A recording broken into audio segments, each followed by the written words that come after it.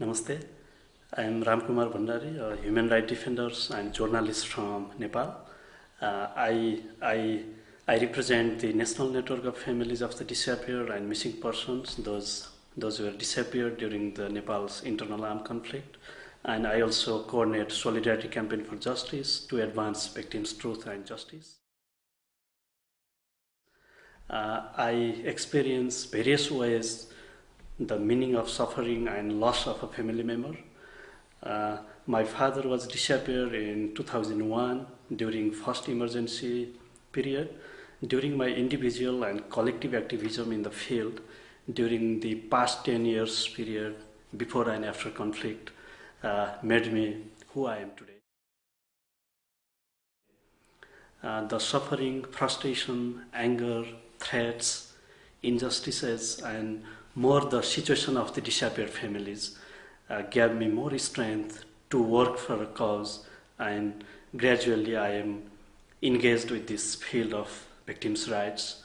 I adopted different strategies to advance our rights struggle through the grassroots, working through media, building alliances, and finally found a national network including victims from both the state and Maoist side.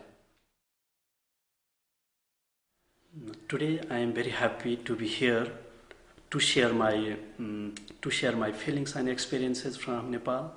So I want to speak to you about Nepal's stillborn transition, the long wait for victims for truth and justice, and I will focus on the role of international community, especially the UK's role in Nepal's peace process.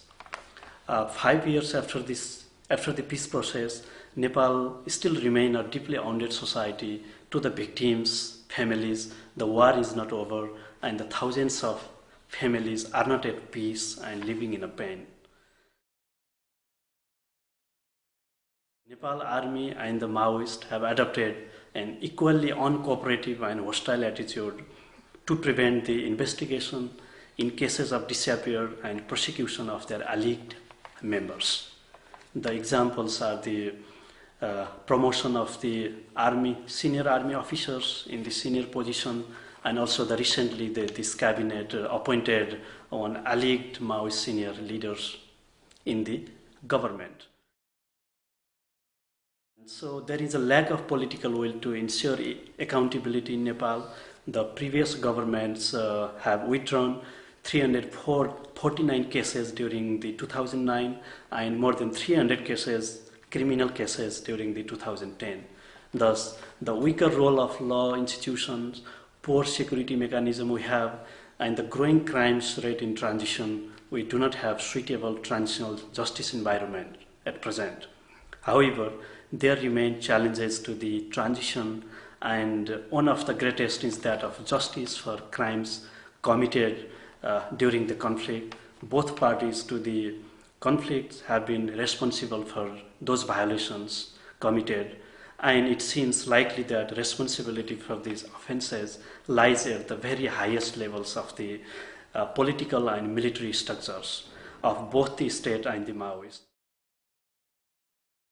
Since the transition is being led by the very same people who are likely to be targeted by judicial process, that will remain the greatest challenge of the Nepal's transition. And there is a big gap between international community, NGOs and victims community in terms of understanding the process and the role of the different actors. So as every step of our transitional justice measures started from the very top, and that excluded the victims community from the process.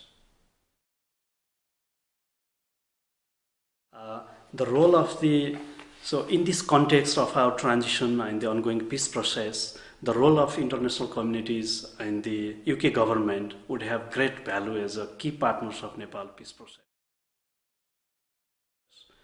And here I would like to recommend some points for the government of UK officials, that they can create pressure to the government of Nepal to implement the past agreements, to address the past abuses, and also the recommendation made by Supreme Court the National Human Rights Commission and recent UPR session in Geneva, and also to ratify International Convention of Protection of All Persons from Enforced Disappearances to ensure disappearances as crimes against humanity. This is very important before to set up these transitional justice mechanism in favor of the victims community, and also create pressure to create transitional justice environment by immediately establishing the Truth and Reconciliation Commissions and the Commissions on Disappearances.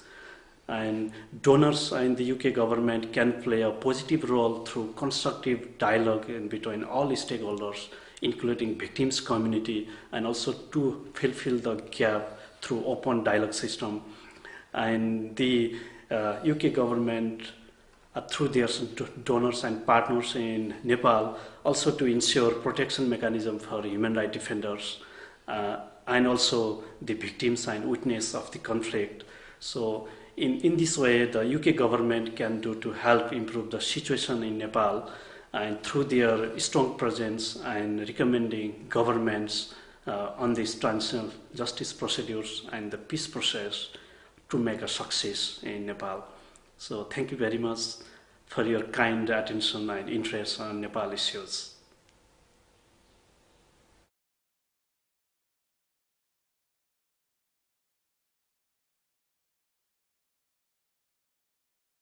So now I am based in Berlin, and I am doing my master in human rights and democratization and focusing my writing on the victimhoods in Nepal and politicization and their participatory action in the transition. And so actually I wanted to be in UK in person to share my experiences with you, but because of the visa problems and it's a lengthy process, I could not come in person. I personally was very much excited to be in UK in person to share my experiences with different colleagues from different universities, different organizations, and most importantly to meet with the Human Rights Parliamentary Group and Foreign Office, Amnesty International, and the other institutions, those who are engaged in the Nepal's political and transitional issues. So I wanted to come, but because of the very slow process of the visa, I could not get it in time, and I could not come in person. So I'm sharing my little points and through this videography.